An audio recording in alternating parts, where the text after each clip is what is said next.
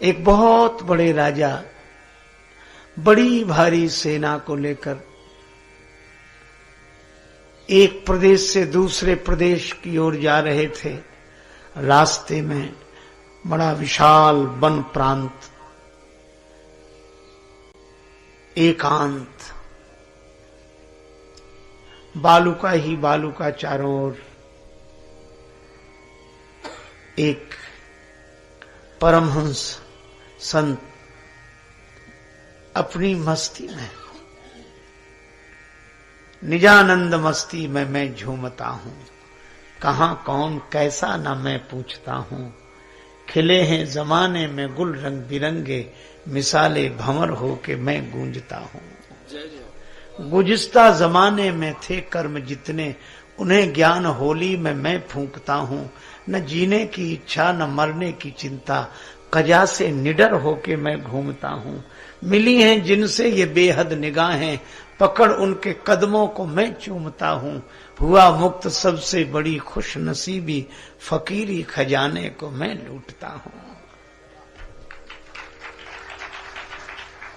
सैनिकों ने कहा हटो एक तरफ, राजा साहब आ रहे हैं।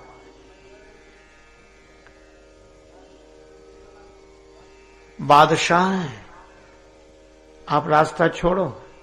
महात्मा बोले उनसे कह दो कि शहंशाह पड़ा है। हम क्यों हटें, हम तो उसके रास्ते में गए नहीं, वही हमारे रास्ते में आया।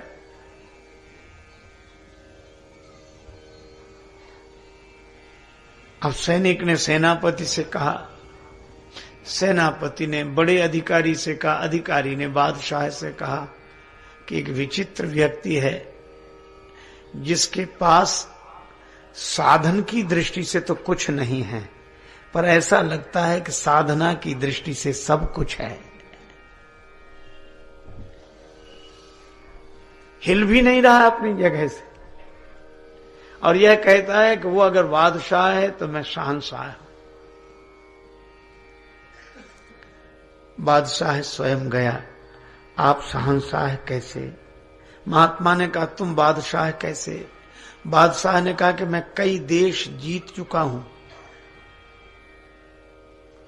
अब कहां जा रहे हो? एक देश और बचा है, उसे जीतने जा रहा हूं। अच्छा, उस देश को जीत लोगे फिर क्या करोगे? बादशाह ने कहा बस वह देश बचा है, उसे जीत लूं, फिर आराम से सोऊंगा। महात्मा बोले तुम तब सोओगे, हम अभी सो रहे हैं। तुम तब सोओगे, हम अभी सो रहे हैं, और तुम शायद सो भी ना पाओ। सुख से सोने की कल्पना करते करते सदा सदा के लिए सो जाओ। और अभी तो तुम इच्छा की पूर्ति की यात्रा में जा रहे हो, और इच्छा की पूर्ति की यात्रा करने वाला पथिक कभी विश्राम नहीं पाता। बादशाह चरणों में गिर गया,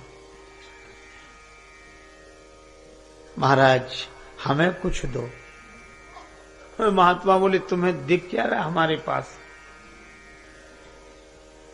लेकिन हमारे पास कुछ ना हो और तुम्हारे पास सब कुछ हो तो तुम्हारे राज्य की कीमत कितनी है जानते हो? मान लो इस रेगिस्तान में तुम अकेले हो और तुम्हारे साथ कोई ना हो, न सैनिक न सेनाएं,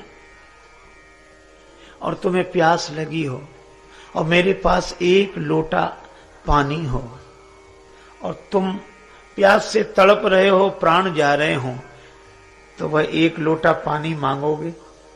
अवश्य। और मैं कहूंगा कि इसकी कीमत क्या दोगे, तो क्या दोगे तुम? उसने कहा कि मैं हजारों दूंगा, लाखों दूंगा, करोड़ों रुपए दूंगा। महात्मा बोले तुम तो दोगे करोड़ों रुपए, पर हम वो पानी दें तब तो। और मान लो करोड़ों रुपए देने पर भी हम वो एक लोटा पानी न दे तब क्या करोगे?